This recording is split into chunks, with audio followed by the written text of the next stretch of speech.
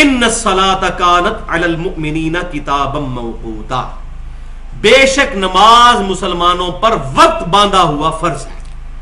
یہ آیات بالکل کلیئر کٹ ثبوت ہے اس بات کا کہ نماز واقعی فزیکلی ہے. جس طرح آج کل بعض منکرین حدیث نے کہا کہ نماز کوئی نہیں ہوتی تھی، تو ایسا معاملہ نہیں ہے. قرآن پاک کی آیات، درجنوں آیات اس پر گواہ ہیں کہ نماز واقعی ایک پریکٹیکل عبادت موجود تھی. اور سب سے بڑی دلیل مسلمانوں کا اجماع ہے، عملی تواتر ہے. اس قرآن کی اتھینٹسٹی بھی مسلمانوں کا اجماع ہے. ہم نے قرآن پاک اپنے سامنے نازل ہوتے تھے نہیں دیکھا، لیکن مسلمانوں کے عملی تواتر اور اجماع نے اس کو نقل کیا ہے. پوری دنیا میں اہل سنت اہل تشیع کا کوئی اختلاف ہی نہیں اس کے اوپر، نہ کسی اور مکتب فکر کا. یہ پبلک میں ویسے مشہور ہے کہ وہ شیعہ 40 پاروں کو مانتے ہیں. یہ مولویوں کی منہ شگافیاں، ایسی بات نہیں ہے. یہ سیم قرآن پاک جو سعودی عرب سے چھپ رہا ہے، طلحہ یاسین کا، یہ شام کا رائٹر جس نے یہ لکھا ہے، یہی قرآن ایران سے بھی چھپتا ہے. ایک زبر زیر کا بھی فرق نہیں. ایران نے بھی اسی کے کاپی رائٹس لیے ہیں. لیکن مسئلہ یہی ہے کہ مولویوں نے جناب ایک دوسرے کو لڑایا ہوا ہے. ادھر ذاکرین کہتے ہیں کہ اہل سنت جو ہے وہ اہل بیت سے محبت نہیں کرتے، ادھر یہ پٹی پڑھائی جاتی ہے قرآن کو نہیں مانتے. تو یہ عجیب کھچڑی پک چکی ہوئی ہے. تو ایسا نہیں ہے. اللہ تعالیٰ فرما رہا ہے بے شک نماز مسلمانوں پر وقت باندھا ہوا فرض ہے، وقت کے اندر نماز کو پڑھنا ہے. اب بعض لوگوں نے اس آیت کی بنیاد پر یہ عقیدہ بنا لیا کہ وہ بخاری اور مسلم کی متفقن علیہ احادیث جو ہیں کہ نمازیں جمع کر سکتے ہیں ظہر اور عصر کو، مغرب اور عشاء کو، وہ قرآن کی آیت کے خلاف ہے. لہذا نماز اپنے اپنے وقت میں پڑھنی چاہیے. تو یہ بالکل نان سینس، غیر مقلدانہ اپروچ ہے. سلف کا منہج یہ ہے کہ ہم کتاب اللہ کو سنت رسول صلی اللہ علیہ وسلم کے ساتھ اور صحابہ کرام علیہم رضوان کے منہج کے ساتھ سمجھتے ہیں، جنہوں نے ڈائریکٹ نبی صلی اللہ علیہ وسلم سے اکتساب فیض کیا تھا. تو یہ ایکسیپشن موجود ہے. قرآن پاک میں کئی چیزیں ہیں جو جرنل بیان ہوئی ہیں، لیکن ان کی ایکسیپشن بھی موجود ہوتی ہے. جرنل رول یہی ہے کہ نماز وقت پہ پڑھنی ہے. یہ نہ ہو کہ فجر کے وقت میں عشاء پڑھ رہا ہو بندہ، عشاء کے وقت میں جو ہے وہ زور کی نماز پڑھ رہا ہو، یہ جنرل. لیکن یہ جو اللہ نے آسانی دی ہے، قصر کی بھی آسانی دی ہے اور نمازوں کو جمع کرنے کی، وہ اس آیت کے خلاف نہیں. کیونکہ یہ آیت امام حنیفہ رحمۃ اللہ علیہ پہ نازل نہیں ہوئی ہے، یہ امام کائنات سید الاولین والآخرین شفیع المذنبین رحمۃ للعالمین سیدنا و مولانا امام اعظم محمد رسول اللہ صلی اللہ علیہ وسلم پر نازل ہوئی ہے. آپ صلی اللہ علیہ وسلم اس کی جو تشریح کریں گے وہ معتبر ہوگی. ہو سکتا ہے امام حنیفہ رحمۃ اللہ علیہ تک صحیح سند کے ساتھ احادیث نہ پہنچی ہوں، اس لیے ان کو اجتہادی غلطی لگی ہو، اور انہوں نے تو خود فرما دیا کہ میرا کوئی بھی قول قرآن، سنت، اجماع اور صحابہ کرام کے اقوال کے خلاف ہو اس کو چھوڑ دو.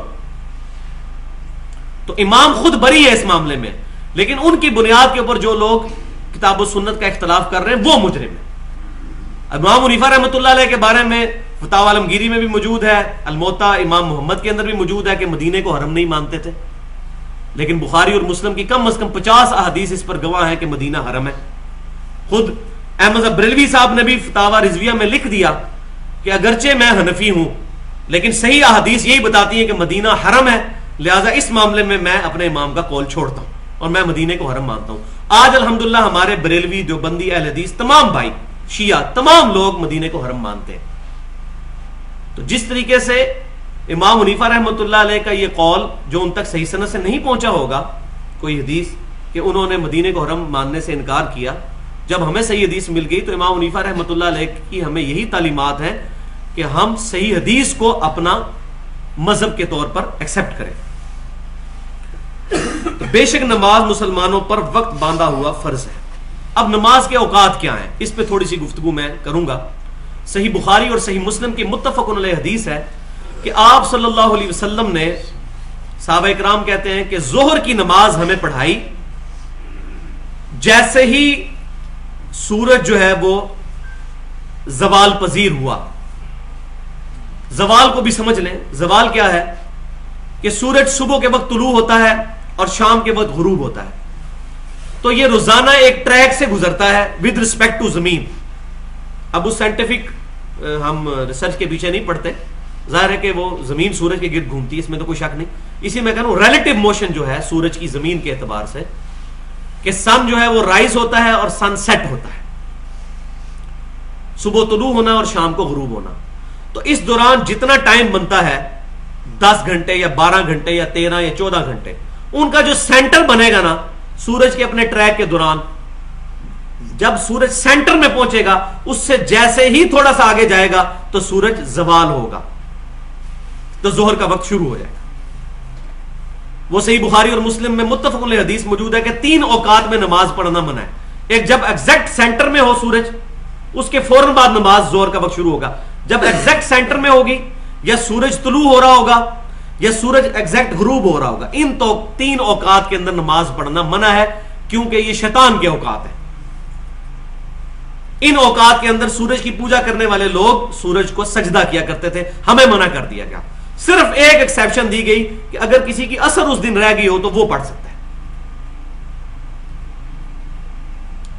وہ صحیح بخاری اور مسلم کی متفق علیہ حدیث ہے، جس نے طلوع فجر سے پہلے 1 رکعت پا لی تو اس نے فجر کی نماز پڑھ لی، اور جس نے غروب آفتاب سے پہلے 1 رکعت عصر کی پا لی تو اس نے عصر کی نماز پڑھ لی۔ لیکن یہ مجبوری کی حالت میں، اس کو روٹین نہیں بنانا، ورنہ صحیح مسلم کے اندر موجود ہے کہ منافق کی نماز ہے کہ سورج زرد ہونے کا انتظار کرتا ہے، پھر 4 ٹھونگے مارتا ہے، اس میں ذکر بھی اللہ کا نہیں کرتا اور فارغ ہو جاتا ہے۔ یہ منافق کی نماز ہے، نماز عصر کو ڈیلے کرنا۔ اور نماز عصر صلاۃ الوسطیٰ ہے، سب سے زیادہ تاکید کی گئی۔ بخاری اور مسلم کی متفق علیہ حدیث ہے کہ کسی کی نماز عصر کا چھوٹ جانا اسی طرح ہے جس طرح اس کا مال اور اولاد اور اس کے سارے گھر والے سب کچھ لوٹ لیا جائے۔ یہ اتنی امپورٹنٹ نماز ہے صلاۃ العصر۔ تو ظہر کا وقت زوال کے فوراً بعد شروع، جیسے ہی سورج سینٹر سے تھوڑا سا آگے جائے گا۔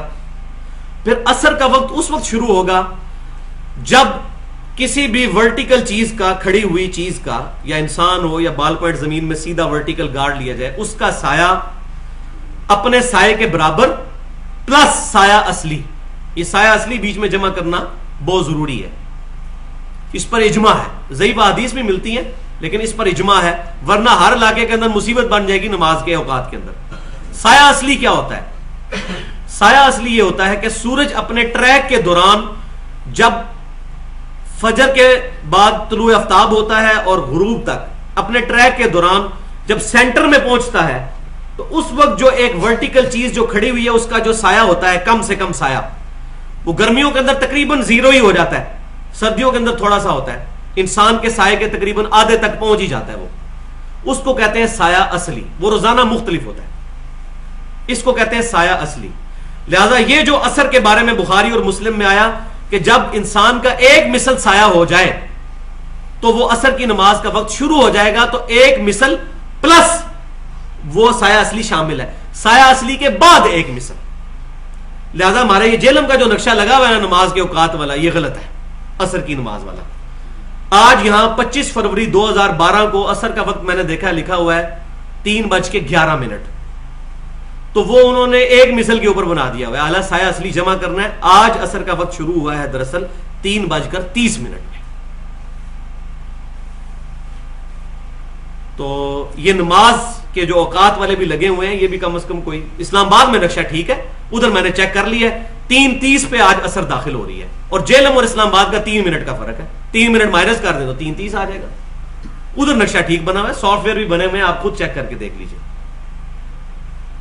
تو سایہ اصلی پلس 1 مثل، تو یہ عصر کا وقت۔ پھر عصر کا افضل وقت 2 مثل تک رہتا ہے، اس کے اندر اندر پڑھ لی جائے، اس سے لیٹ کریں گے تو میں نے بتایا کہ منافق کی نماز ہوگی۔ مغرب کا وقت ہوگا جب سورج غروب ہو جائے، یہ بخاری اور مسلم کی وہ حدیث میں کنٹینیو کر رہا ہوں۔ اور پھر آپ صلی اللہ علیہ وسلم نے عشاء کی نماز پڑھائی جب شفق غائب ہو گیا، یعنی غروب آفتاب کے بعد مغرب کے اندر، ہمارے ملک کے اندر مغرب کے اندر ایک سرخی سی ہوتی ہے، جب وہ سرخی غائب ہو جائے تو عشاء کا وقت شروع ہو جاتا ہے۔ اب انگلینڈ کے اندر وہ سرخی رات کو 2:30-3 بجے جا کے غائب ہوتی ہے، یہ بھی پرابلم ہوتا ہے۔ تو سرخی جب غائب ہوگی تو اس وقت پھر عشاء کا وقت شروع ہوگا۔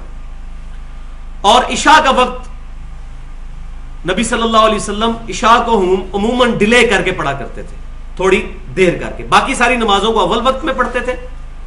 اور پھر اسی حدیث میں بخاری اور مسلم میں ہے کہ نبی صلی اللہ علیہ وسلم فجر کی نماز تاریکی کے اندر ادا فرمایا کرتے تھے۔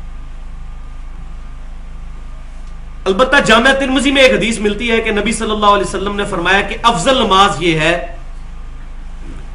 کہ جب خوب روشنی ہو جائے اس وقت فجر کی نماز پڑھی جائے۔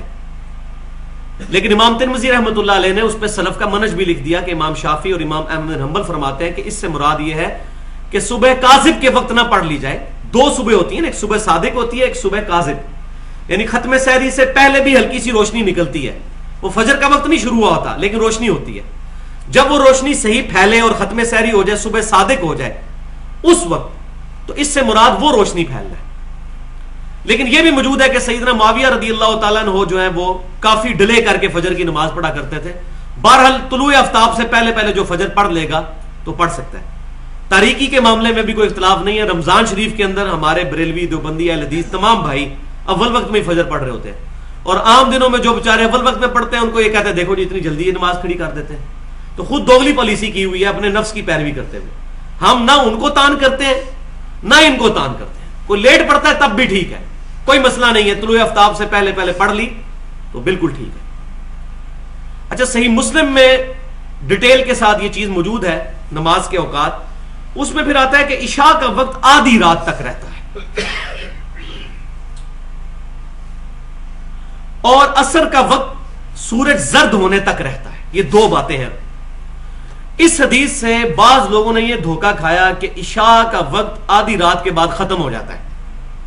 آدھی رات سے مراد کیا ہے کہ غروب آفتاب کے وقت آپ شروع کریں اور فجر کا وقت شروع ہونے تک پوری رات اس کا نصف کر لیں، وہ آدھی رات. تو یہ بھی سلف کے منہج کے خلاف ہے. اصل میں صحیح مسلم میں تو عدم ذکر ہے، لیکن مصنف ابن ابی شیبہ میں ہمیں ڈیٹیل کے ساتھ پھر یہ بات پتہ چلتی ہے کہ افضل وقت عشاء کا آدھی رات تک ہے. البتہ عشاء کا وقت فجر تک رہتا ہے، کیونکہ سیدنا ابو ہریرہ رضی اللہ تعالیٰ عنہ کہتے ہیں کہ جس شخص نے فجر کا وقت شروع ہونے سے پہلے پہلے عشاء پڑھ لی تو اس نے کوئی دیر سے نماز نہیں پڑھی، اس کی نماز ہو گئی. اب اگر کوئی کہنے جی مسلم میں تو آدھی رات ہے، تو اس میں آپ پھر وہ کیوں بھول گئے کہ مسلم میں ساتھ یہ بھی لکھا ہوا ہے کہ عصر کا وقت سورج زرد ہونے تک رہتا ہے. اور بخاری مسلم میں موجود ہے جس نے غروب آفتاب سے پہلے ایک رکعت بھی پا لی اس نے عصر پڑھ لی. پھر کہیں گے نہیں نہیں نہیں، وہ افضل وقت ہے کہ زرد ہونے سے پہلے پہلے پڑھ لیا جائے. باقی اگر کوئی بندہ پڑھ لیتا ہے زرد ہوتے وقت بھی نماز ہو جائے گی. تو ادھر بھی بھائی ہم یہی کہہ رہے ہیں کہ افضل وقت ہے آدھی رات سے پہلے، ورنہ پوری رات عشاء کا وقت رہتا ہے. یہ مسئلہ لوگوں کو، بہت کم لوگوں کو یہ بات پتہ ہے.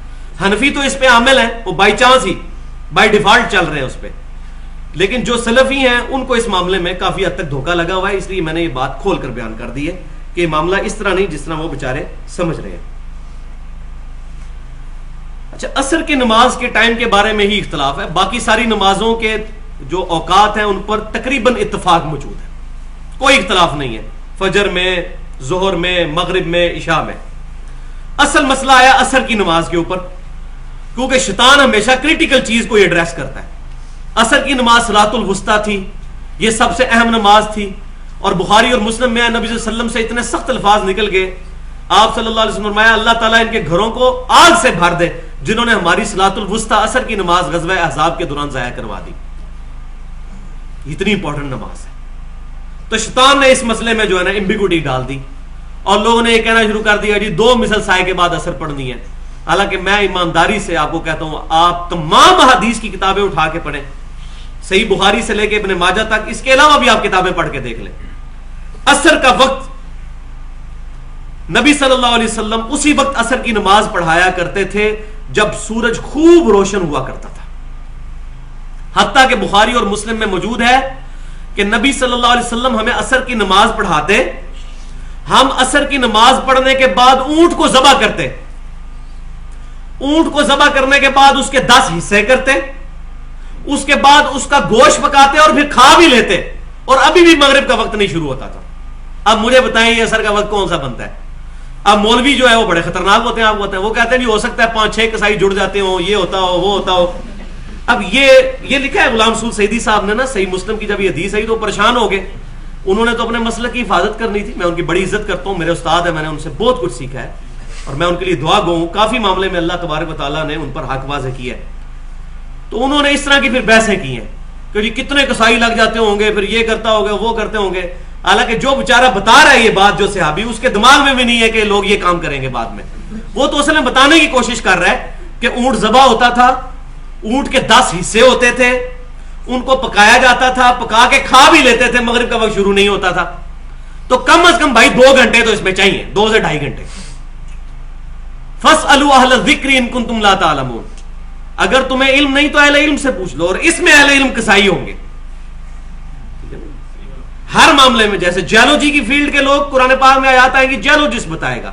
ایمبریولوجی کی ماں کے پیٹ میں بچہ کیسے بناتا ہے، ایک ایمبریولوجسٹ بتائے گا. باٹنی کی فیلڈ سے آیات آئیں گی، ایک باٹنی والا بتائے گا. اسی طریقے سے کسی کسائی کو جو اونٹ ذبح کرتا ہے اس کو کہیں بھائی آپ ذرا ٹائم کیلکولیٹ کر کے بتائیں. مولوی نہیں بتائے گا، مولوی اس میں آلو ذکر ہے ہی نہیں ہے. مولوی تو شاید مرغی بھی نہ ذبح کر سکتا ہو، وہ ہمیں کیسے بتائے گا؟ ہاں، جو قصاب ہوگا وہ بتائے گا کہ اونٹ ذبح کرنے میں 10 حصے بنانے میں وہ دسے گا جناب کتنا مسئلہ ہوتا ہے 10 حصے بنانا. یہ عید کے دنوں میں آپ نے دیکھا نہیں ہے، تول کے الگ کرنا. اتنا بڑا اونٹ اس کی کھال اتارنے میں کتنا ٹائم لگے گا. اب کوئی ہوتا ہے یہ کہ جی کھال سمیت ہی پکا لیتے تھے. یہ بہت بڑا ظلم ہے.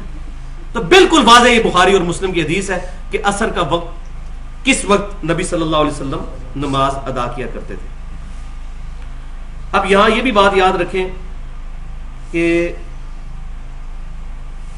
صحیح بخاری اور مسلم کی متفق علیہ حدیث ہے کہ اگر کوئی شخص نماز کے اوقات میں سو جائے یا نماز بھول جائے تو جیسے ہی اس کو یاد آئے یا وہ جاگ جائے تو اس وقت وہ نماز ادا کر لے. یہی نماز کا کفارہ ہے. جیسا کہ بخاری اور مسلم کی متفق علیہ حدیث ہے کہ ایک سفر کے دوران غزوہ تبوک سے واپسی پر نبی صلی اللہ علیہ وسلم نے صحابہ سے مشورہ کیا. لیٹ نائٹ ہو گئی تھی کہ یا تو ہم فجر پڑھ کے سوتے ہیں، اور آپ صلی اللہ علیہ وسلم کا ارادہ بھی اسی طرف تھا، لیکن کچھ صحابہ یہ چاہتے تھے کہ تھوڑا سا آرام کر لیتے ہیں اور ایک بندے کی ڈیوٹی لگا دیتے ہیں، فجر کے بعد ہمیں اٹھا دے گا. تو نبی صلی اللہ علیہ وسلم اگرچہ اس کے لیے جو اس کی حمایت میں نہیں تھے، لیکن آپ صلی اللہ علیہ وسلم نے صحابہ کرام علیہم رضوان کا ریگارڈ کرتے ہوئے فرمایا چلو ٹھیک ہے، اور سیدنا بلال کی ڈیوٹی لگا دی. اللہ کا کرنا ہوا سیدنا بلال کو بھی نیند آ گئی اور سورج اچھا خاصا بلند ہو گیا. سیدنا عمر رضی اللہ تعالیٰ عنہ کی آنکھ کھلی، انہوں نے پڑھا انا للہ و انا الیہ راجعون. نبی صلی اللہ علیہ وسلم بھی اٹھے. پھر آپ صلی اللہ علیہ وسلم کو پتا چلا کہ ظاہر ہے کہ نماز فجر کا وقت جو فوت ہو گیا. تو آپ صلی اللہ علیہ وسلم نے فرمایا یہی وقت ہے نماز ادا کرنے کا. سیدنا بلال نے اذان دی، اقامت دے کر جماعت کے ساتھ نماز سورج نکلا ہوا چاش کے وقت میں نماز فجر ادا کی گئی. تو اس سے یہ بات پتہ چل گئی کہ کبھی ایسا مان، لیکن یہ روٹین نہیں ہونی چاہیے. روٹین نہیں، وہ بھی سن لیں، وہ پھکی بھی لے لیں. صحیح بخاری کتاب التعبیر چیپٹر میں موجود ہے. نبی صلی اللہ علیہ وسلم کو ایک بہت بڑا خواب دکھایا گیا تھا، طویل خواب. اس میں آپ صلی اللہ علیہ وسلم کو پہلا منظر یہی دکھایا گیا تھا کہ ایک شخص ہے جس پر عذاب یہ ہو رہا ہے کہ ایک بھاری بھرگم پتھر فرشتے اٹھا کے اس کے سر پہ مارتے ہیں، اس کا سر فلیٹ ہو جاتا ہے.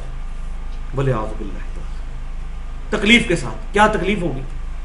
پھر اس کا سر صحیح ہوتا ہے، پھر فرشتے پتھر مارتے ہیں اور مسلسل یہ عذاب جاری ہے. صحیح بخاری میں. یہ کسی عام بندے کا خواب نہیں، نبی صلی اللہ علیہ وسلم کا خواب، وحی الہی. اور آپ صلی اللہ علیہ وسلم کو بعد میں بتایا گیا، اس کے علاوہ بھی اور مناظر دکھائے گئے، اور اینڈ پہ بتایا گیا کہ آپ نے جو پہلا منظر دیکھا تھا یہ اس شخص کے بارے میں تھا جس نے قرآن یاد کر کے بھلا دیا تھا اور نماز کے اوقات میں سو جایا کرتا تھا. لہذا تصویر کے دونوں رخ سامنے رکھے. یہ نہیں ہے کہ ایک بندہ کہ جی میری نیت تو تھی رات کو 2:30 بجے سو رہا ہے اور فجر کے وقت آنکھ نہیں کھلی جی میری نیت تھی. ایسا نہیں. اہتمام کر کے، جس کو فکر ہوگی فجر کے وقت اٹھنے کی وہ ضرور اہتمام کر کے رات کو سوئے گا، ٹائم کے اوپر الارم لگائے گا. اگر آج اناؤنسمنٹ ہو جائے کہ جس نے فجر کی نماز جماعت سے نہیں پڑھی اس کو چوک میں کھڑا کر کے اس کی قمیض اتار کے جو ہے وہ 50 کوڑے لگائے جائیں گے گورنمنٹ کی طرف سے، تو دیکھ لیں لوگوں کی کس طرح آنکھ کھلے گی. اور اس کے برعکس اگر لالچ دی جائے کہ جو فجر کی نماز تکبیر اولیٰ کے ساتھ پہلی صف میں پڑھے 5,000 روپیہ فی نماز دیا جائے گا اس کو گورنمنٹ آف پاکستان کی طرف سے، دوسری صف والے کو 3,000، تیسری والے کو 1,000، تو کیا حال ہے؟ پہلی صف میں جگہ ملے گی؟ کبھی نہیں ملے گی. اور یہ فتویٰ، گاڑا فتویٰ سن لیں نبی صلی اللہ علیہ وسلم سے. صحیح بخاری کے اندر موجود ہے، نبی صلی اللہ علیہ وسلم نے فرمایا کہ منافق کے اوپر عشاء اور فجر کی نماز بھاری ہے. منافق پہ، جس کا کنوکشن والا ایمان نہیں ہے. جس کا کنوکشن والا ایمان ہوگا اس کے لیے کوئی پرابلم نہیں ہوگا، اس کے لیے نمازیں بھاری نہیں ہوگی. قطعاً نہیں ہو سکتا کہ اس کے لیے نمازیں بھاری. ہم یہاں میں ضمناً ایک آپ کو ایک نیو مسلم امریکن، اب نیو مسلم بھی نہیں رہا، اس کو مسلمان ہوئے بھی تقریباً 15-20 سال ہو چکے ہیں، اس کی کتاب بھی چھپی تھی انگلش میں، اردو میں ترجمہ ہوا، سر تسلیم خم ہے، سمعنا و اطعنا۔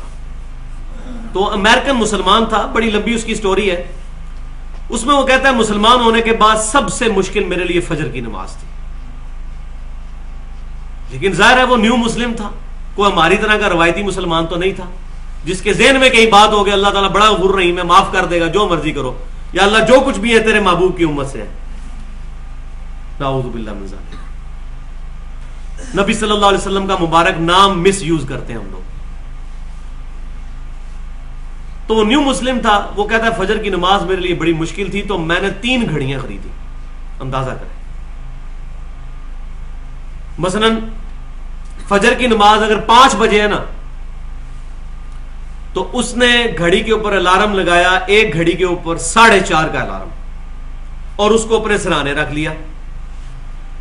دوسری گھڑی کے اوپر اس نے 4:40 کا الارم لگایا اور گھر اپنے بستر سے تھوڑا سا دور ڈائننگ ٹیبل کے اوپر یا کسی ٹیبل پہ رکھ دیا، اور تیسری گھڑی کا اونچا الارم لگایا، اس کو 4:50 کا الارم لگایا اور اس کو واش روم کے دروازے کے پاس رکھ دیا۔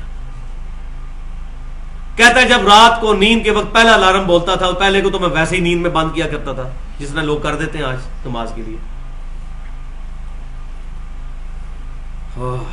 افرائیت من اتخذ الہ ہوا، بھلا تم نے اس شخص کو دیکھا جس نے اپنی خواہش نفس کو اپنا خدا بنا لیا۔ والعیاذ باللہ۔ شرک خالی قبروں کے آگے معبود سمجھ کے سجدہ کرنا اور نظر و نیاز کرنا نہیں ہے، یہ بھی شرک اصغر کی ایک فارم ہے کہ انسان اپنے بسترے کو فوقیت دے دے فجر کی نماز کے اوپر، اپنی نیند کو پرائورٹی دے فجر کی نماز کے اوپر۔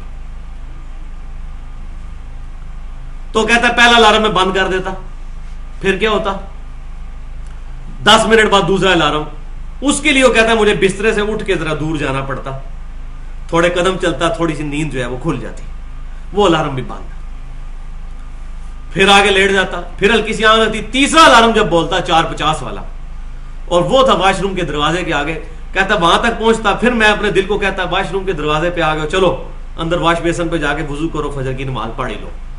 اس طریقے سے اس نے کنٹینیوس اپنے آپ کو نماز کا عادی کیا۔ لیکن ادھر مسئلہ ہے کہ مسلمانوں کو ان کے بال سفید ہو جاتے ہیں، ابھی ان کو بتانا پڑتا ہے کہ جناب داڑھی رکھنا سنت ہے، ان کو بھی سمجھانا پڑتا ہے، عورتوں کو بتانا پڑتا ہے کہ چہرے کا نقاب کرنا امہات المومنین رضی اللہ عنہن کی سنت ہے۔ یہ ہم مسلمانوں کو سمجھاتے سمجھاتے تھک جاتے ہیں، اور ایک غیر مسلم مسلمان ہوتا ہے تو وہ دیکھ لیں، یوسف ایسٹس پروٹیسٹنٹ عیسائی تھا، وہ تو کہتا ہے میں اتنا امیر تھا کہ میرے چیک پہ میں بوئنگ 747 خرید سکتا تھا، اتنا امیر پادری امریکہ کے اندر، مسلمان ہوا 80s کے اندر۔ وہ کہتا ہے کہ مجھے ایک عیسائی عورت کا فون آیا، وہ کہنے لگی جی میں قرآن پاک پڑھنے کے بعد اس رزلٹ پہ پہنچی ہوں کہ اسلام ہی سب سے ٹرو ریلیجن ہے، تو میں اسلام قبول کرنا چاہتی ہوں، لیکن میں حجاب نہیں کر سکوں گی، یہ ذرا مشکل کام ہے۔ تو یوسف ایسٹس کہتا ہے کہ میں نے اس کو کہا خیر ہے تم مسلمان تو ہو جاؤ نا، حجاب بعد میں دیکھی جائے گی۔ تو اس نے پتا کیا جواب دیا آگے سے، اس نے کہا وہ مسلمان ہوگی عورت جو حجاب نہیں کرتی ہوگی، جبکہ میں نے خود قرآن و سنت میں یہ بات پڑھی ہے کہ مسلمان عورت کو حجاب کا کتنی سختی سے حکم ہے، یعنی میں مسلمان رہ جاؤں گی پڑھنے کے بعد بھی اور حجاب پہ میں عمل نہ کروں، یعنی اس نے یہ چیز اپنے اوپر فکس کر لی کہ ہو مسلمان اور اللہ اور اس کے محبوب صلی اللہ علیہ وسلم کا نافرمان ہو، یہ ہو ہی نہیں سکتا۔ لیکن مسلمان کو نہیں یہ بات سمجھ آئے گی، تو کہنے لگی کہ یہ کیسے ہو سکتا ہے کہ میں کلمہ بھی پڑھوں لا الہ الا اللہ اور محمد رسول اللہ صلی اللہ علیہ وسلم کو اپنا امام بھی مانوں اور مرضی اپنی خواہش نفس کی کروں، یہ ہو ہی نہیں سکتا۔ تو کہنے لگی نہیں اس طرح تو میں ایمان نہیں لے کر آؤں گی۔ پھر وہ کہتا ہے کہ 5-6 مہینے گزرے تو اس نے مجھے فون کیا کہ اب میں نے اپنے آپ کو اس حالت میں مضبوط کر لیا کہ میں ایمان کے لیے تیار ہوں، مجھے کلمہ پڑھا کر مسلمان کرو، پھر وہ مسلمان ہو گئے۔ لیکن یہاں میں ایک شرعی مسئلہ بتا دوں، یوسف ایسٹس نے جو اس کو مشورہ دیا تھا وہ بالکل ٹھیک تھا کتاب و سنت کے مطابق، کیونکہ اس دوران اگر اس کی موت آ جاتی تو وہ دوزخ میں چلی جاتی۔ اس کو کوئی دلیل نہ بنائے، کلمہ پڑھا کر مسلمان ضرور کر لینا چاہیے تاکہ اللہ کی بارگاہ میں جنت پکی ہو جائے۔ جس طرح کہ مسند امام احمد میں صحیح سند کے ساتھ حدیث موجود ہے، نبی صلی اللہ علیہ وسلم ایک یہودی لڑکے کی موت کے وقت اس کے سراہنے گئے. باپ اس کا یہودی تھا. اب باپ کے ڈر کی وجہ سے وہ کلمہ نہیں پڑھتا تھا، تو نبی صلی اللہ علیہ وسلم نے آخری وقت اس کو کوشش کی اور آپ صلی اللہ علیہ وسلم نے اس کو کہا کہ تم میری رسالت کی گواہی دے دو، میں اللہ کے حضور تمہارے لیے دعا کروں گا. وہ اپنے باپ کی طرف دیکھنے لگا. پھر اللہ تعالیٰ نے اس کو ہمت دی، اس نے کلمہ پڑھا اور وہ دنیا سے رخصت ہو گیا. تو نبی صلی اللہ علیہ وسلم کا چہرہ مبارک کھل اٹھا کہ میرا ایک امتی دوزخ سے بچ کر جنت میں جانے والا بن گیا. تو آخری وقت تک کوشش کرنی چاہیے. کوئی پتہ نہیں انسان کے اوپر کوئی لمحہ ایسا آ جائے کہ اس کو بات سمجھ آ جائے. تو بات کہاں سے کہاں نکل گئی، نماز کے اوقات سے اور پھر فجر کی نماز سے. آخر میں آپ کو آج کے درس کے حوالے سے یہ آخری بات بتا دوں کہ آپ پیچھے 2-3 منٹ رہ گئے کہ آج 25 فروری 2012 ہے. تو آج ہمارے جہلم شہر کے اندر فجر کا وقت 5:18 پر شروع ہوا. یعنی 5:18 سے پہلے آپ عشاء کی نماز پڑھ سکتے ہیں، لیکن بہتر یہ ہے کہ آدھی رات سے پہلے پڑھیں. ختم سحری ہوتے ہی 5:18 پہ فجر کا وقت شروع. پھر طلوع آفتاب ہوا 6:38 پر، 6:38 پر سورج نکل آیا. اس کے بعد تھوڑی دیر کے لیے نماز پڑھنا منع ہے. اس میں بھی بڑا اختلاف ہے. بعض لوگ کہتے ہیں 15 منٹ، بعض کہتے ہیں 17 منٹ، بعض کہتے ہیں 9 منٹ، بعض کہتے ہیں 20 منٹ.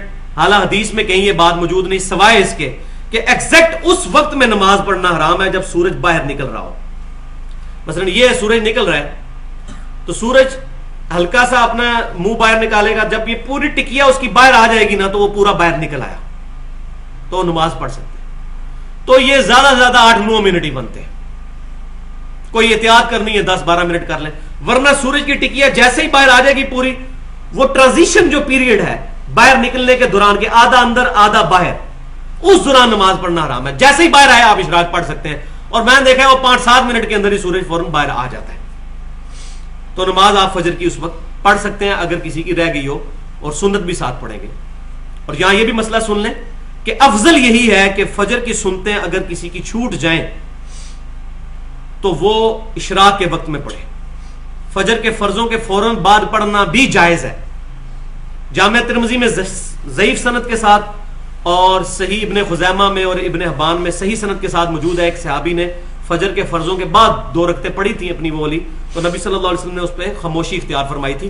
جواز موجود ہے، لیکن جامعہ ترمذی میں صحیح سند کے ساتھ موجود ہے. عبداللہ بن عمر رضی اللہ تعالیٰ عنہ فرماتے ہیں کہ جس کی فجر کی سنتیں چھوٹ جائیں وہ اشراق کے وقت میں پڑھے. اور اس میں یہ شرط بھی نہیں ہے کہ بیٹھا رہے اتنی دیر. یہ نہ حنفی شرط لگاتے ہیں اور نہ باقی لوگ لگاتے ہیں، یہ لوگوں نے خود بنائی ہوئی یہ شرط. تو فجر کی سنتیں اس وقت میں پڑھیں وہی افضل ہے. اشراق کے وقت کے اندر آ کے فجر کی 2 سنتیں ادا کر لی جائیں. تو وہ وقت 4 سے 5 منٹ. پھر طلوع فجر ہوا 6:38 پہ. 6:38 میں آپ 10 منٹ جمع کر لیں، 6:48 کے بعد آپ اشراق پڑھ سکتے ہیں. اور نبی صلی اللہ علیہ وسلم سورج کے اچھا خاصا بلند ہونے تک، صحیح مسلم میں حدیث ہے، مسجد میں بیٹھے رہتے تھے، اشراق پڑھ کے جایا کرتے تھے. پھر یہ اشراق کا وقت کب تک رہے گا؟ جب تک کہ زہر کا وقت شروع نہیں ہو جاتا، اس سے 5-7 منٹ پہلے تک. سورج درمیان میں نہیں جب تک پہنچ جاتا، وہ دوسرا مکروہ وقت آئے گا. جب سورج ایگزیکٹ درمیان میں ہو، یعنی زہر کا وقت داخل ہوتے وقت، یعنی 12:19 پہ آج زہر کا وقت داخل ہوا ہے، تو 12:19 میں سے 10 منٹ نکال لیں، یعنی 12:09 سے پہلے اشراق یا چاشت یا اوابین یا دوہا، یہ تمام ایک ہی نماز کے نام، کوئی اور فرق نہیں ہے. یہ ساری منہ شگافی ہیں. اوابین کی نماز بھی یہی ہے، صحیح مسلم میں موجود ہے. اوابین کی نماز یہ ہے کہ جب اونٹنی کے بچے کے پاؤں گرم زمین پر جلنے لگیں اس وقت توبہ کرنے والوں کی نماز ہے. اوابین کی نماز جو مغرب کے بعد 6 نفل پڑھے جاتے ہیں وہ ضعیف سند سے موجود ہیں، صحیح سند سے نہیں. وہ اوابین نہیں، اوابین یہی اشراق، چاشت، دوہا، اوابین، یہ ساری نمازیں دن کی نمازیں یہی ہے. 2 سے لے کر 12 رکعت تک. 4 رکعت عموماً صحابہ کرام سے ثابت ہے. تو زہر کا وقت شروع ہوا 12:19 پہ. تو 12:19 سے 10 منٹ پہلے تک آپ کوئی نماز اس 10 منٹ میں نہیں پڑھ سکتے. 12:19 کے فوراً بعد زہر پڑھ سکتے ہیں کسی بھی وقت. پھر زہر کا وقت رہے گا عصر تک. 3:30 پہ آج عصر شروع ہو رہی ہے ہمارے جہلم کے اندر. تو تمام نمازیں ایک دوسرے کے اندر داخل ہوتی ہیں سوائے فجر کے. فجر کی نماز کے وقت کے بعد 5-7 منٹ کا وقفہ ہوتا ہے. باقی زور ختم ہوگی، اثر شروع ہوگی، اثر ختم ہوگی، مغرب شروع ہوگی. لیکن وہ زرد ہونے سے پہلے پڑھنا میں پہلے بتا چکا. تو آج مغرب کا وقت ہے 6:01. تو 6:01 سے بھی آپ 10 منٹ پہلے مائنس کر لیں. اس دوران بھی کوشش کریں نماز نہ پڑھیں، وہ منافق کی نماز ہے. لیکن اگر لیٹ ہو گئی ہے تو پڑھ سکتے ہیں. اور عشاء کی نماز 7:21 پہ آج جہلم کے اندر وقت داخل ہو رہا ہے عشاء کی نماز کا. تو 7:21 تک عشاء کی نماز پڑھی جا سکتی ہے. یہ جو بال کہتے ہیں تارے نظر آ جائے تو نماز ہی نہیں ہوتی، ایسا نہیں ہے. تو 6:01 سے 7:21 تک 1 گھنٹہ 20 منٹ سے لے کر 1 گھنٹہ 38 منٹ تک ہمارے اس ایریے کے اندر مغرب کا وقت ویری کرتا رہتا ہے پورے سال میں. 1 گھنٹہ 20 منٹ تو رہتا ہی رہتا ہے. اور عشاء کا وقت پھر فجر تک رہے گا، لیکن افضل وقت ہے آدھی رات تک. فجر کا وقت یعنی کہ 5:18. اور آخری مسئلہ اس میں سن لیجئے، وہ یہ ہے کہ فجر کے وقت بعض لوگ امام جماعت کرا رہا ہوتا ہے، پیچھے سنتے پڑھ رہے ہوتے ہیں. بخاری اور مسلم کی متفق علیہ حدیث ہے کہ جب فرض نماز کی اقامت کہہ لی جائے اس کے بعد کوئی نماز جائز نہیں ہے. تو جب فجر کی نماز کھڑی ہو جاتی ہے پیچھے آگے سنتے نہ پڑھیں، یہ سخت ناپسندیدہ عمل ہے، بلکہ ایسی سنتیں باطل ہیں. جب بعد میں فوراً بعد بھی پڑھ سکتے ہیں اور اشراق کے وقت بھی پڑھ سکتے ہیں. اگر آپ کو جلدی ہے تو فوراً بعد پڑھ لیں، اور اگر آپ بیٹھ سکتے ہیں تو افضل وقت ہے اشراق کے وقت میں فجر کی سنتے پڑھیں. لیکن اس طریقے سے فرضوں کا مذاق نہ اڑائیں. دوسری طرف اپنی حالت یہ ہے کہ کوئی امام کے پیچھے سورہ فاتحہ پڑھ لے، اس کو کہتے ہیں دیکھیں جی امام قرات کر رہے ہیں، پیچھے فاتحہ پڑھ رہے ہوتے ہیں، قرات نہیں سنتے. اور خود امام قرات کر رہے ہیں، پیچھے نماز پڑھ رہے ہوتے ہیں. تو کتنا ظلم ہے. تو اس معاملے میں افراط و تفرید کا شکار نہیں ہونا چاہیے، پینڈولم درمیان میں رہنا چاہیے. آج میری کوشش تھی میں کافی سارا کور کروں گا، لیکن یہ مسائل بڑے ضروری تھے، کیونکہ ان مسائل کو آج کل کوئی پازیٹیو انداز میں فرقہ واریت سے بالا تر ہو کر بہت کم لوگ ہیں جو ایڈریس کرتے ہیں. اللہ تعالیٰ سے دعا ہے جو میں نے حق بات کہی ہمارے دلوں میں راسخ فرمائے. اگر میرے منہ سے کوئی غلط بات نکل گئی تو ہمارے دلوں سے معاف کر دے. اسی طرح پچھلی دفعہ سورۃ النساء کی آیت نمبر 103 کے تحت یہ جو آیت ہم نے پڑھی تھی، ان الصلاۃ کانت علی المؤمنین کتابا موقوتا، بے شک نماز مسلمانوں پر وقت باندھا ہوا فرض ہے. اس آیت کے تحت نماز کے اوقات کے حوالے سے اور نماز کی امپورٹنس کے حوالے سے میں نے تقریباً 35 منٹ گفتگو کی تھی. اس میں بھی کچھ چیزیں ایسی ہیں جو میں سمجھتا ہوں کہ آج بیان کر دوں اسی کانٹیکسٹ میں مزید. وہ اس لیے کہ نماز مسلمانوں کے لیے اہم ترین فرض ہے. اللہ تبارک و تعالیٰ نے سورہ مریم کے اندر باری باری کئی انبیاء کرام علیہ السلام کا ذکر کیا ہے. سیدنا ابراہیم علیہ السلام، سیدنا اسماعیل علیہ السلام، سیدنا ادریس علیہ السلام، سیدنا زکریا علیہ السلام، مختلف پروفٹس کا ذکر کر کے پھر اس کو کنکلوڈ کیا ہے آیت نمبر 58 کے اندر. تمام انبیاء کا ذکر اکٹھا کر کے فرمایا کہ ان کے اندر یہ خوبی تھی کہ یہ اللہ تعالیٰ کی طرف رجوع لانے والے تھے، اور جب ان کو اللہ کی آیات سنائی جاتی تھی تو یہ سجدے میں گر جایا کرتے تھے. اس کے بعد فوراً بعد اللہ تبارک و تعالیٰ نے ارشاد فرمایا سورہ مریم آیت نمبر 59، بسم اللہ الرحمن الرحیم، فخلف من بعدہم خلف اضاعوا الصلاۃ، پھر ان انبیاء کے بعد ان کے جانشین وہ بنے جو ناخلف لوگ تھے. اور ان کی کیا تھی خصوصیت، نٹوریس خصوصیت ان کی کیا تھی؟ اضاعوا الصلاۃ، انہوں نے نمازوں کو ضائع کیا.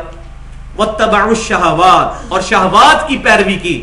فسوف یلقون غیا، تو ان قریب ہم انہیں غی کے اندر داخل کریں گے، دوزخ کے عذاب کے اندر داخل کریں گے، والعیاذ باللہ تعالی. تو انبیاء کرام علیہ السلام کے ماننے والے بھی، ان کے پیروکار بھی جو ان کے بعد جانشین ہوئے، اگر وہ بھی نمازوں کو ضائع کریں گے تو ان کے لیے بھی دوزخ ہے. بالکل کلیئر کٹ یہ آیت آ گئی. پھر سورہ المدثر کے اندر آیت نمبر 40 سے لے کر 44 تک جنتی جو ہیں وہ دوزخیوں سے پوچھیں گے، جنتی جنت میں ہوں گے، دوزخی دوزخ میں ہوں گے. تو جنتی جو ہیں وہ پوچھیں گے دوزخیوں سے، فی جنات یتساءلون، جنت میں ہوتے ہوئے وہ سوال کریں گے دوزخیوں سے، عن المجرمین، مجرموں سے، ما سلککم فی سقر، تمہیں دوزخ میں کس چیز نے پہنچا دیا. قالوا لم نک من المصلین، وہ کہیں گے ہم نماز نہیں پڑھا کرتے تھے.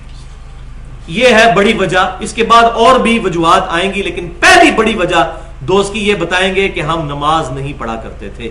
والعیاذ باللہ تعالی. صحیح بخاری اور مسلم کی متفق علیہ حدیث ہے کہ اسلام کی بنیاد 5 چیزوں پر ہے. اس میں کلمے کے بعد اللہ کی توحید اور نبی صلی اللہ علیہ وسلم کی رسالت کی گواہی دینے کے بعد پہلی چیز آپ صلی اللہ علیہ وسلم نے بیان فرمائی نماز قائم کرنا. پھر صحیح بخاری اور مسلم کی متفق علیہ حدیث ہے کہ عبداللہ بن مسعود رضی اللہ تعالیٰ عنہ کہتے ہیں میں نے نبی صلی اللہ علیہ وسلم سے پوچھا کہ اللہ تعالیٰ کو سب سے بڑھ کر محبوب عمل کون سا ہے؟ تو آپ صلی اللہ علیہ وسلم نے ارشاد فرمایا بندے کا وقت کے اندر نماز ادا کرنا، یہ سب سے بڑھ کر محبوب عمل ہے. اور اس کا سائملٹینیس کنٹراسٹ کیا ہے؟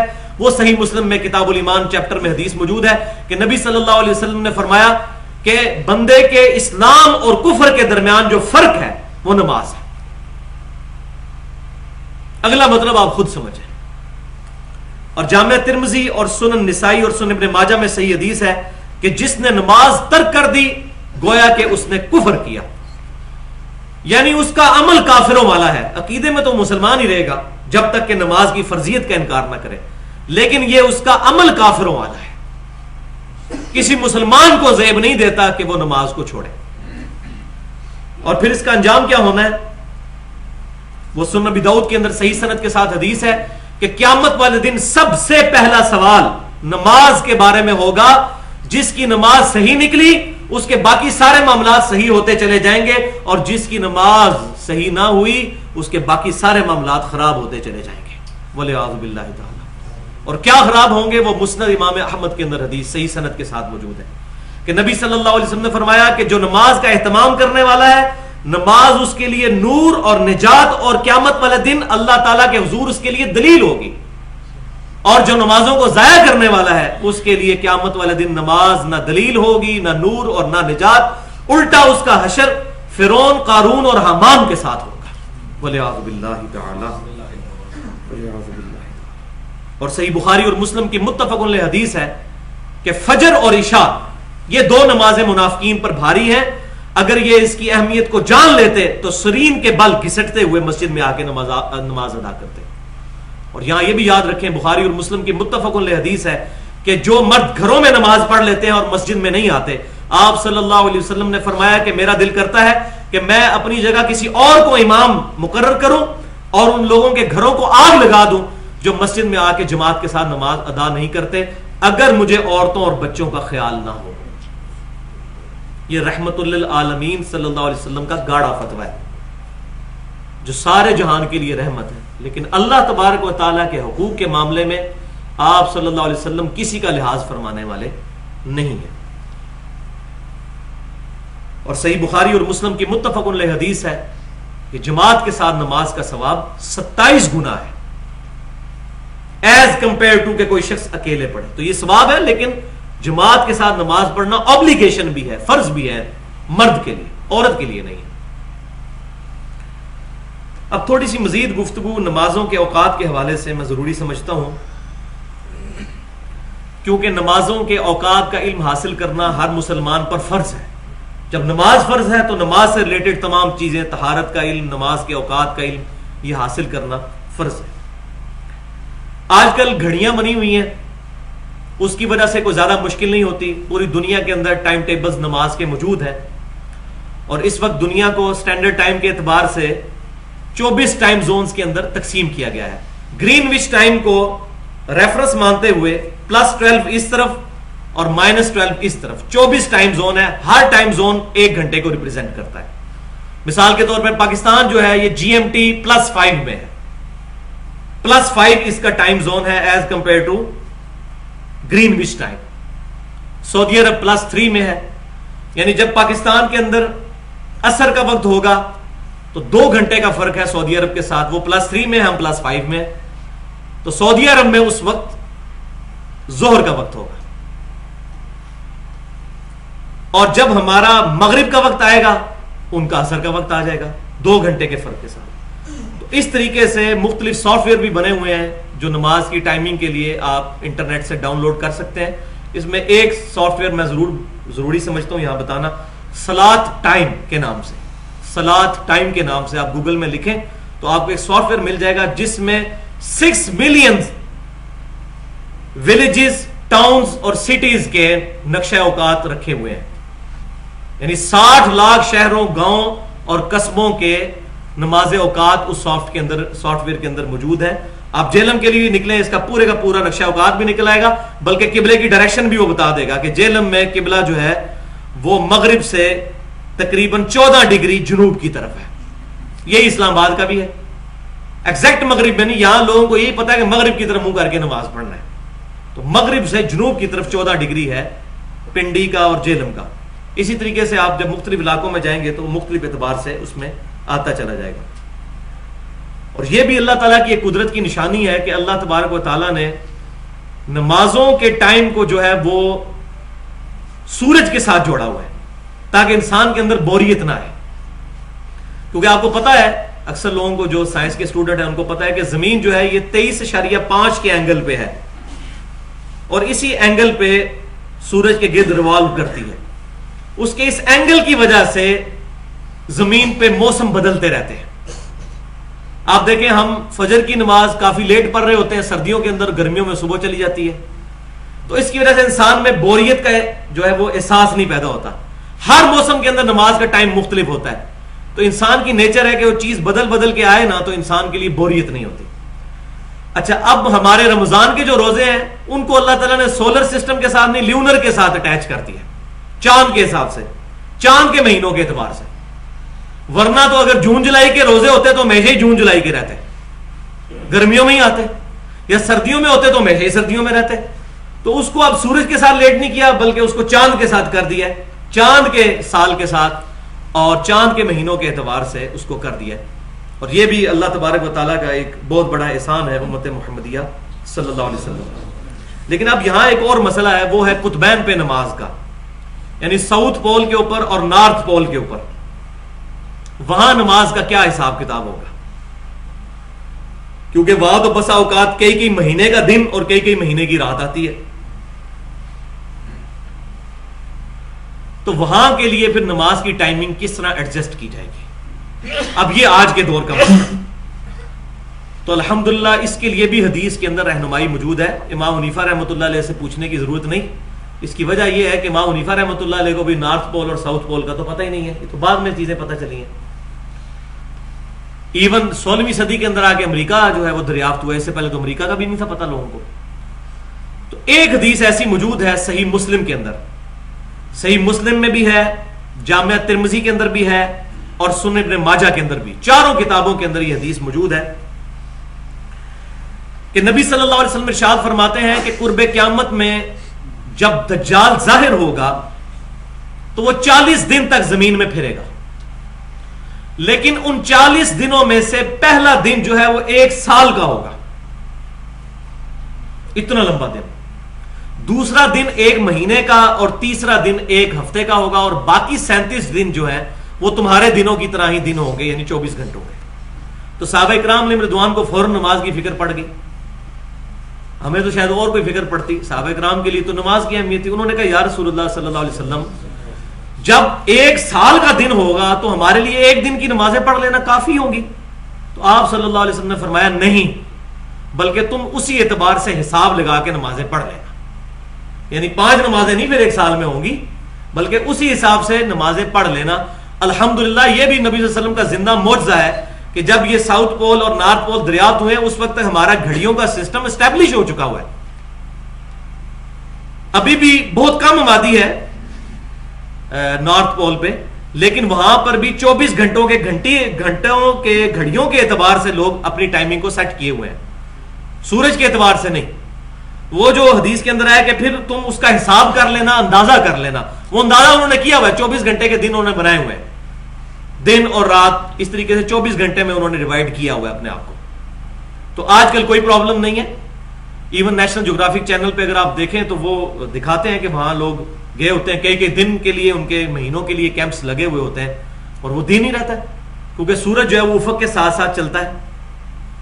ہلکے سے اینگل کی وجہ سے پھر وہ رات بھی آتی ہے تو وہ بھی بڑی لمبی رات آتی ہے، پھر دن بھی آتا ہے تو کافی لمبا. تو آج کل اس اعتبار سے کوئی پرابلم نہیں، بلکہ گھڑیوں کی وجہ سے نمازیں وہاں اگر 6 مہینے کا دن ہوتا ہے تو 6 مہینے کی نمازیں پوری پڑھنی ہوگی، روزانہ کے اعتبار سے 5 نمازیں، اور الحمدللہ وہ آج کے اعتبار سے اللہ تبارک و تعالیٰ نے اسی وقت اس کی ڈسکوری کی ہے انسانیت کے لیے کہ جب لوگوں کے لیے گھڑیاں اسٹیبلش ہو چکی ہوئی ہیں۔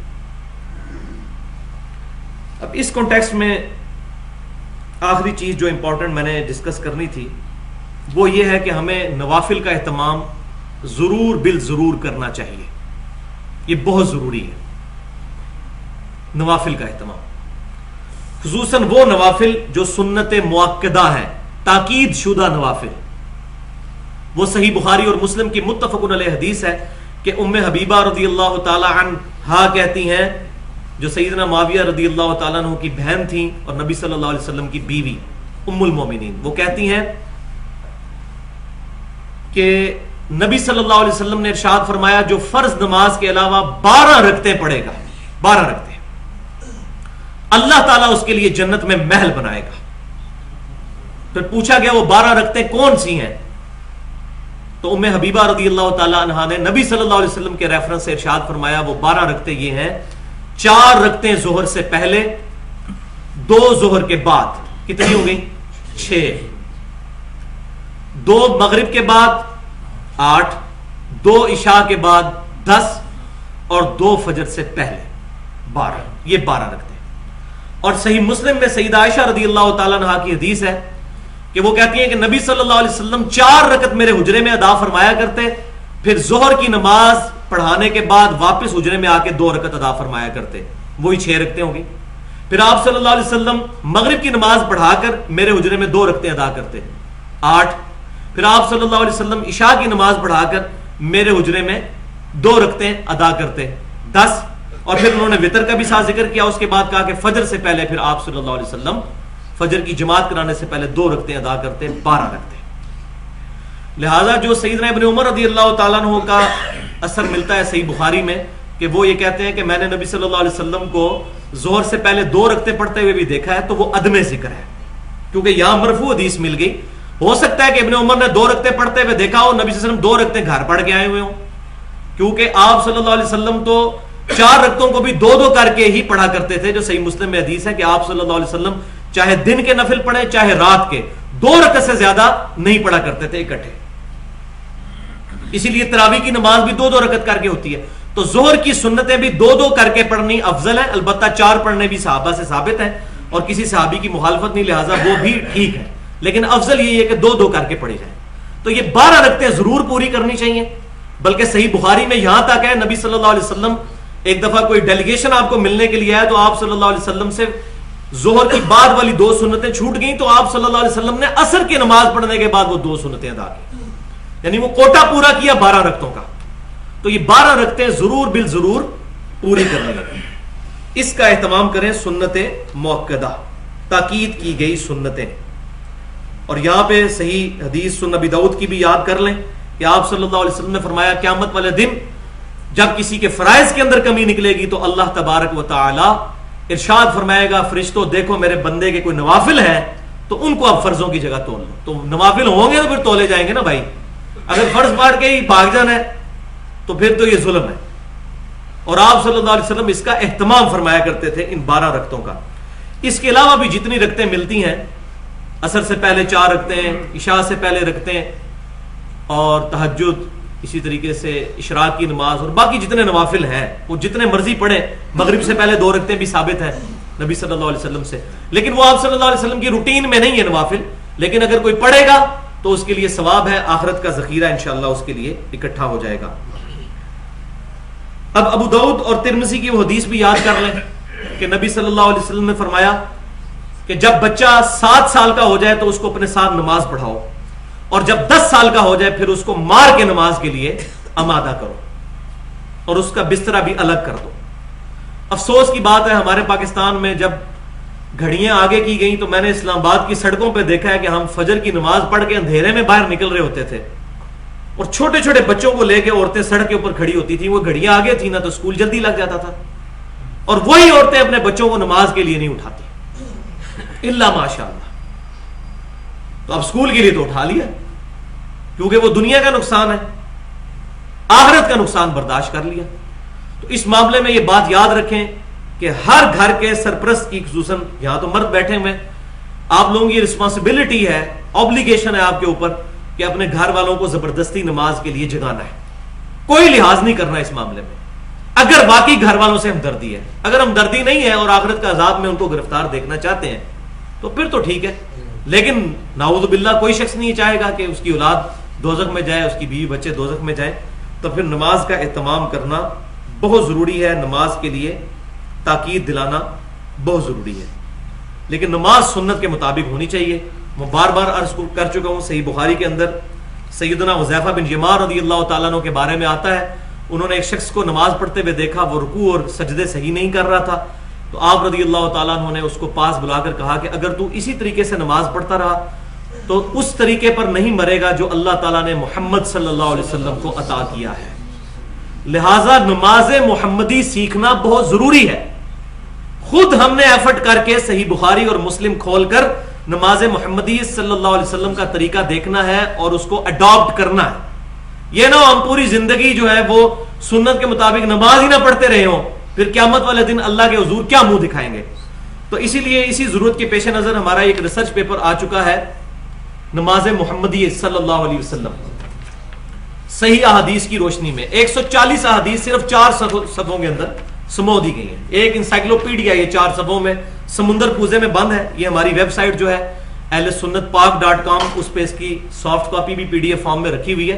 ابھی درس کے بعد بھی ہم سب کو یہ پمفلٹ ضرور دیتے ہیں، رسول اللہ صلی اللہ علیہ وسلم کی آخری وصیتیں، امام الانبیاء کی دعوت قرآن صلی اللہ علیہ وسلم، 10 کمانڈمنٹس اور چوتھا یہ پمفلٹ، تو یہ درس کے بعد آپ کو مل بھی جائے گا۔ اس میں نماز کا پورا طریقہ لکھا ہوا ہے، پھر پوری ڈیٹیل کے ساتھ بھی وہاں ریسرچ پیپر ایک اور بھی رکھا ہوا ہے، اس کو بھی آپ ڈاؤن لوڈ کر کے تو نماز کے طریقے کے حوالے سے نبی صلی اللہ علیہ وسلم کی نماز سے متعلق رہنمائی حاصل کر سکتے ہیں۔